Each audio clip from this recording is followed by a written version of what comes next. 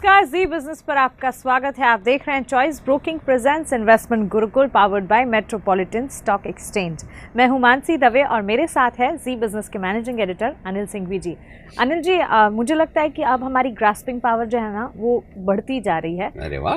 क्योंकि आज हम 3 कॉन्सेप्ट एक साथ सीखना चाहते हैं। ओके।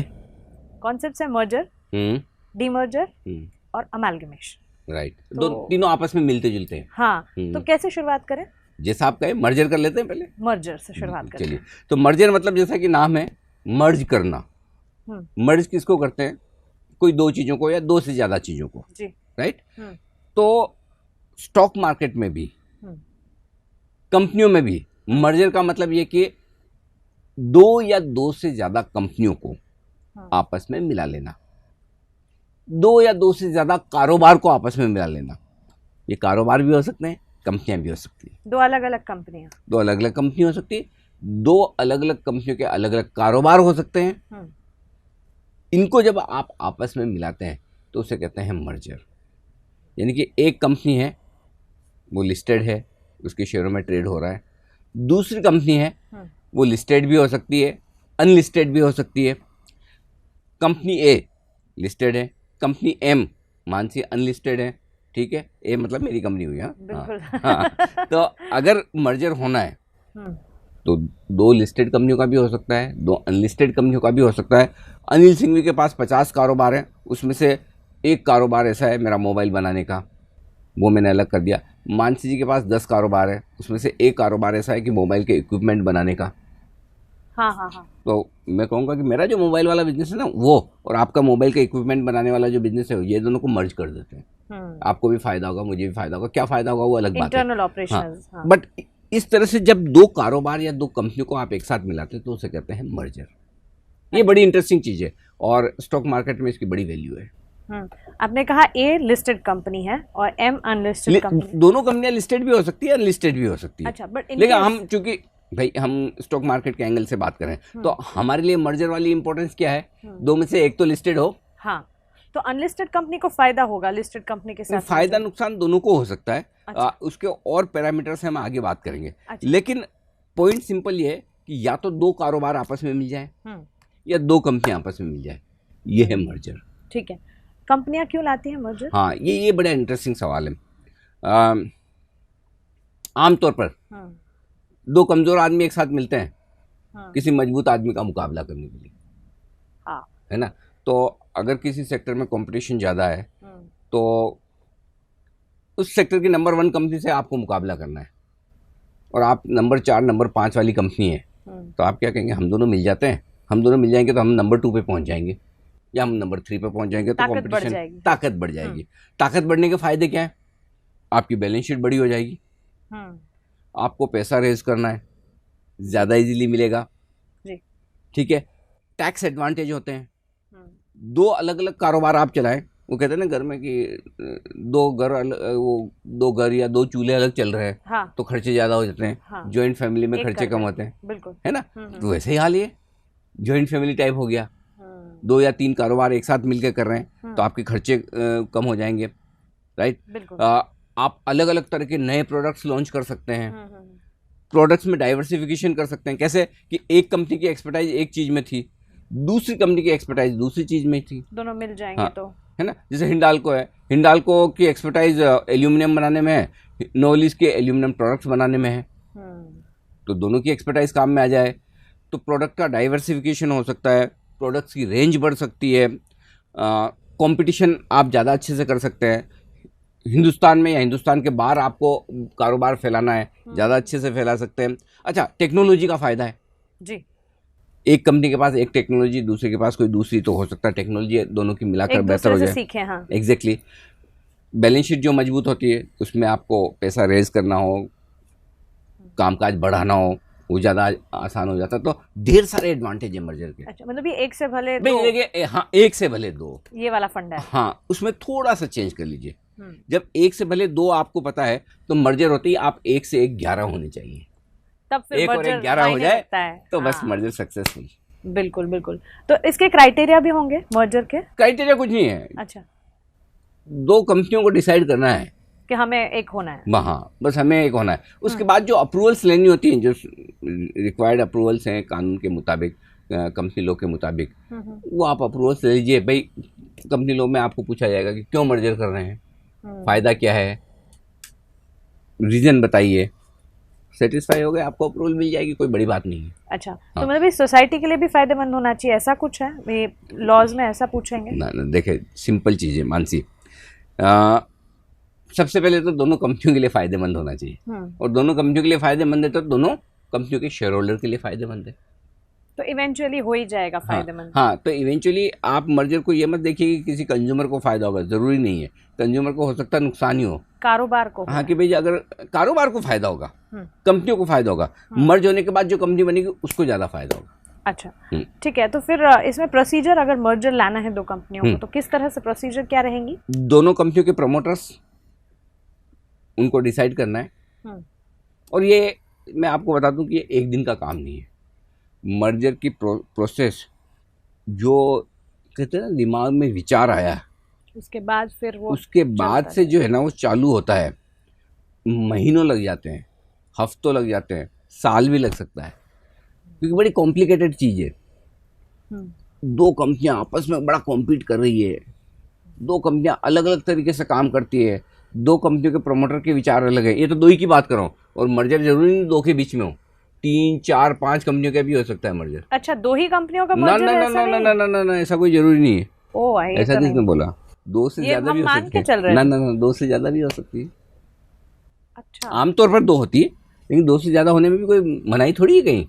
मर्जर तो हो ही सकता है। तो जब मर्जर में आपको ये पता है कि दो या दो से ज्यादा कंपनियों का होगा, तो सबका अपना अपना तरीका है काम करने का, अपनी अपनी बैलेंस शीट है, अपने अपने प्रमोटर्स हैं, उन सबको एक साथ आना है, वैल्यूएशन करना है। मेरे बिजनेस की वैल्यू ये है, आपके बिजनेस की वैल्यू है। आप कहेंगे मेरे बिजनेस की वैल्यू तो 1000 करोड़ है, मैं बोलूँगा नहीं जी 700 करोड़ है, मैं ड्यू डिलिजेंस करूंगा, ये करूंगा, वो करूंगा।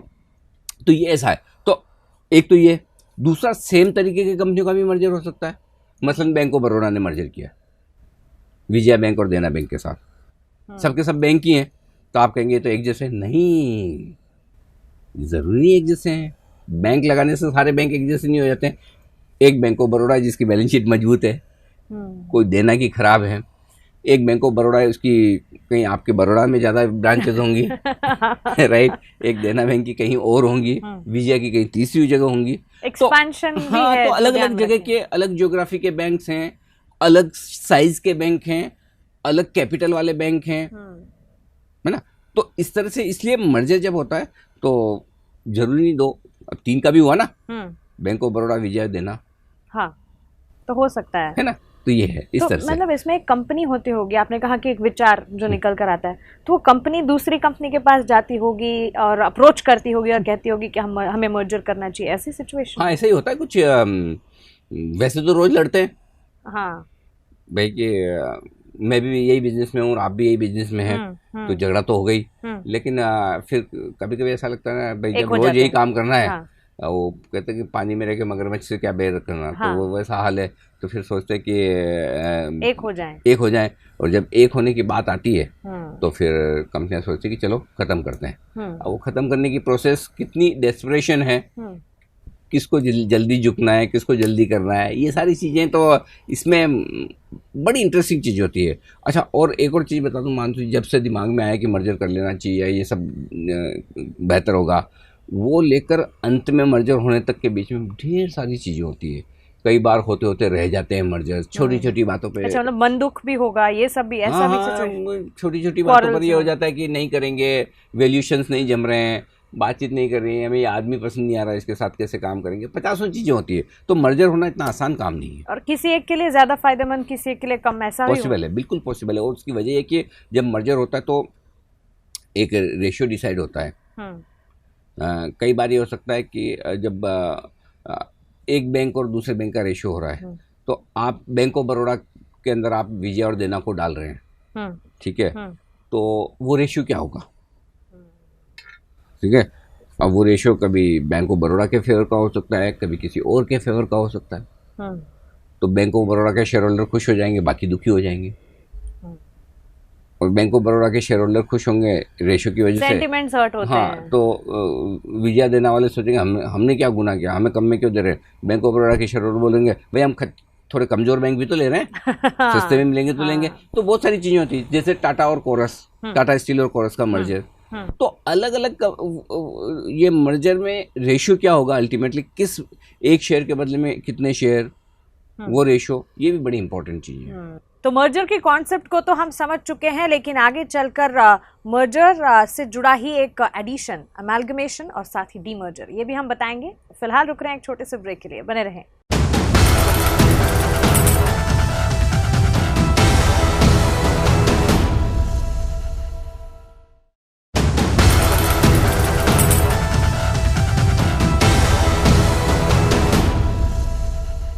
ब्रेक के बाद स्वागत है आपका। आप देख रहे हैं इन्वेस्टमेंट गुरुकुल और अनिल जी हमें समझा रहे हैं मर्जर, डीमर्जर और अमेलगमेशन। मर्जर का कॉन्सेप्ट हम समझ चुके हैं, बिल्कुल, लेकिन अमेलगमेशन ये कनेक्टेड है मर्जर से? हाँ, ज्यादा फर्क नहीं है। अच्छा, दोनों में मिलना ही है। ओके। मर्जर में और अमेलगमेशन में एक सिंपल फर्क है, वो है इसके नाम का, शब्द का। अच्छा। मर्जर में दो या दो से ज्यादा कंपनियां या दो से ज्यादा कंपनियों के कारोबार आपस में मिल जाते हैं, ठीक है जी। एमएलगमेशन में क्या होता है, एक कारोबार के अंदर दूसरे कारोबार या दूसरी कंपनी आकर मिलती है। फर्क समझाता हूं। दो कंपनियां हैं, एक का नाम है आर्सेलर और दूसरे का नाम है मित्तल। वर्ल्ड की दो सबसे बड़ी स्टील कंपनियां जी, दोनों मिल गई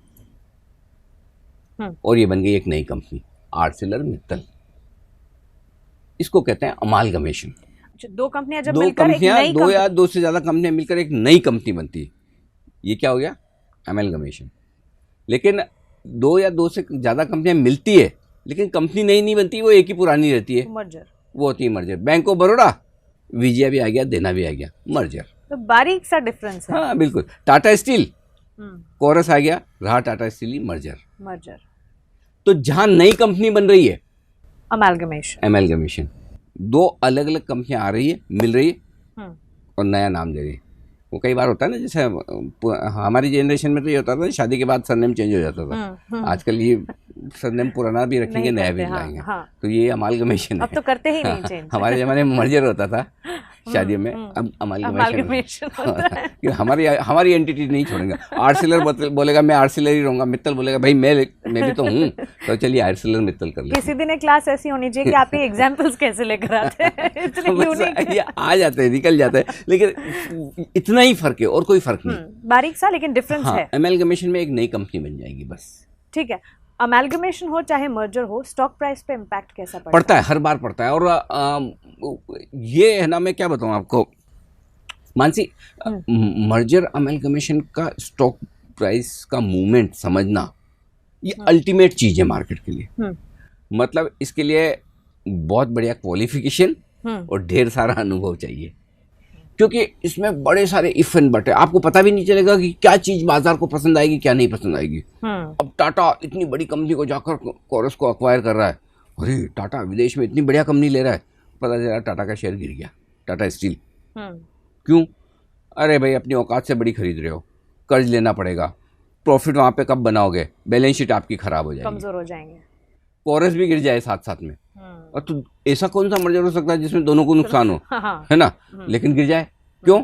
अरे आपके लिए तो रेशियो अच्छा नहीं, टाटा के लिए रेशियो अच्छा है, मर्जर किस अनुपात में हो रहा है, लेकिन आपकी बैलेंस शीट खराब हो रही है। तो मतलब दुखिया होने के 50 बहाने हैं।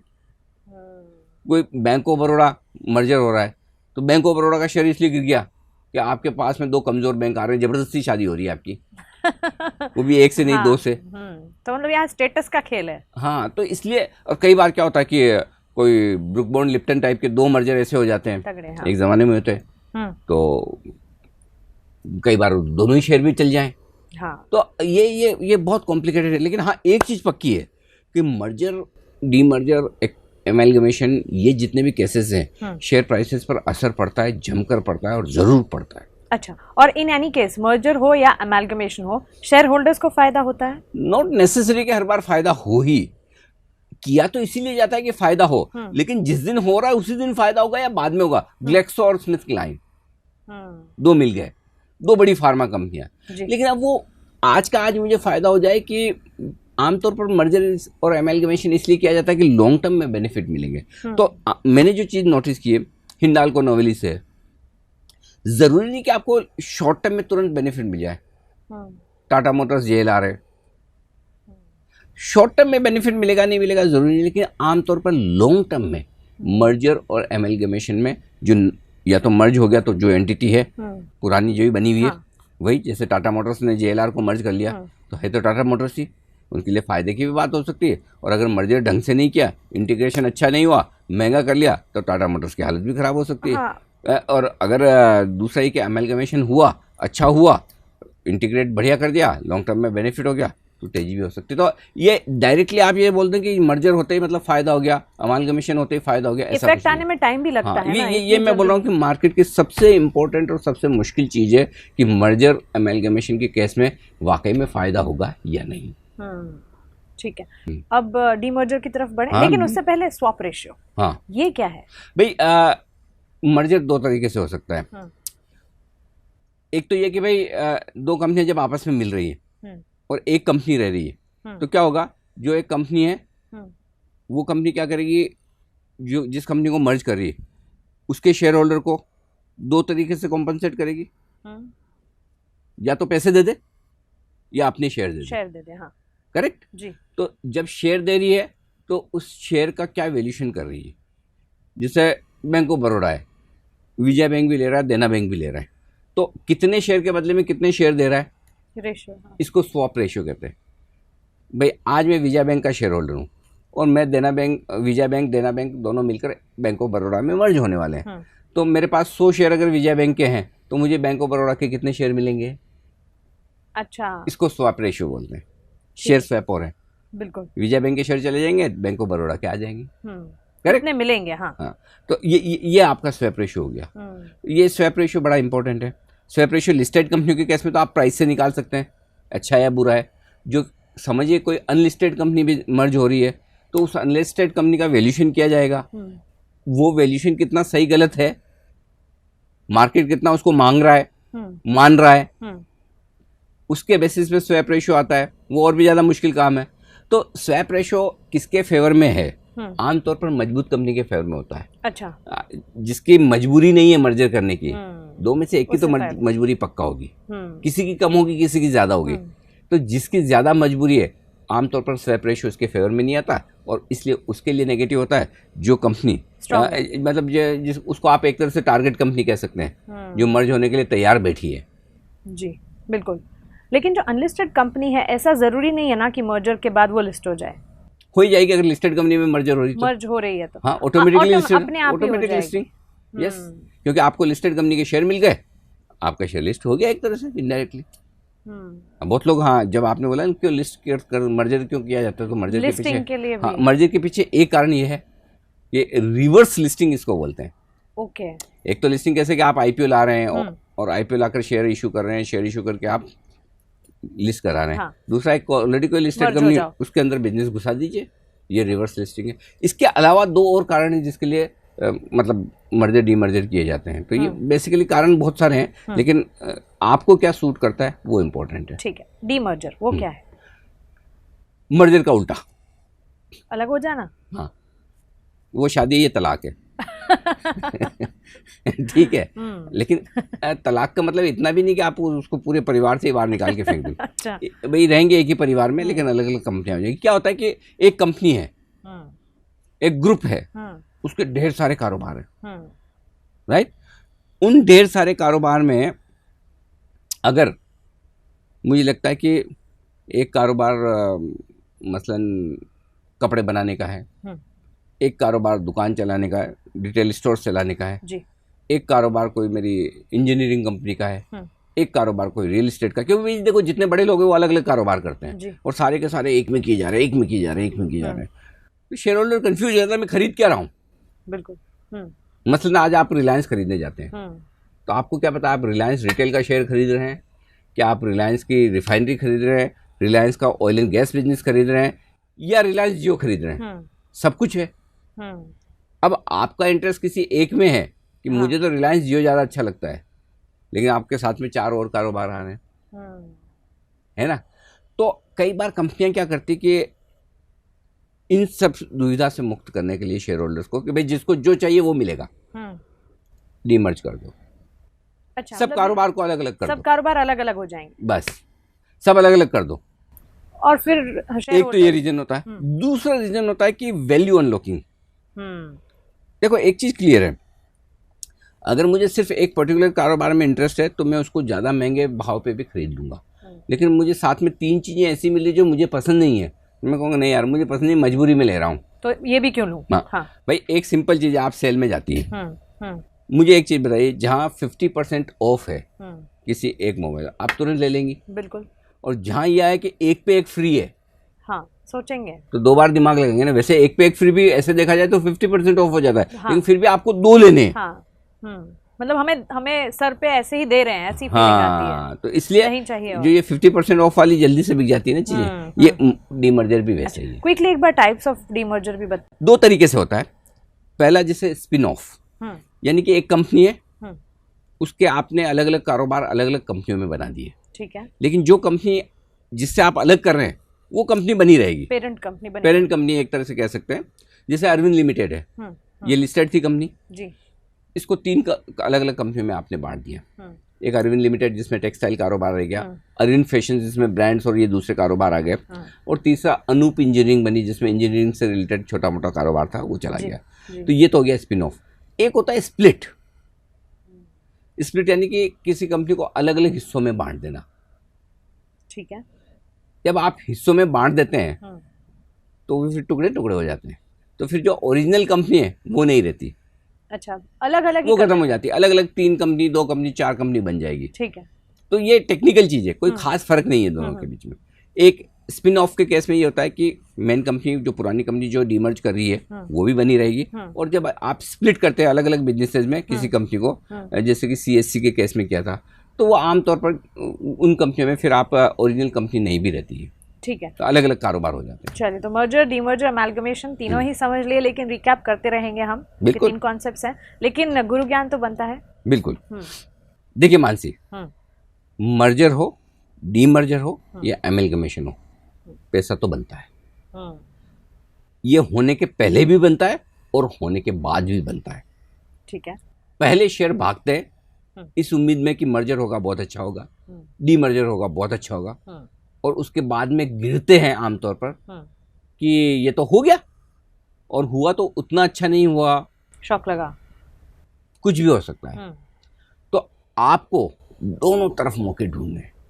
मुझे तो बड़ा मजा आता है ये सारी कॉन्सेप्ट पे, और मैं बहुत ध्यान से देखता हूँ कि कौन सी कंपनी मर्ज करने वाली, कौन सी डीमर्ज करने वाली, किस में वैल्यू अनलॉकिंग हो रही है, कैसे हो रही है, कब हो रही है, कितनी हो रही है, मर्जर के डीमर्जर के पहले शेयर खरीदने चाहिए या बेच देने चाहिए, जब वापस ये कंपनियां अलग अलग होकर लिस्ट होंगी तब क्या होगा। ये ढेर सारी चीज़ें हैं जो आपको एक स्मार्ट, बेहतरीन और क्या कहना चाहिए ना, वो मार्केट सेवी इन्वेस्टर बनाती है, वो होना ही चाहिए। तो मर्जर में डिटेल्स ढेर सारी है और अंदर जाके इसे रिसर्च करना है, तभी फिर समझ आएगा। ठीक, तो इसी गुरु ज्ञान के साथ फिलहाल इतना ही, हमें दीजिए इजाजत, लेकिन आप बने रहें हमारे साथ। नमस्कार।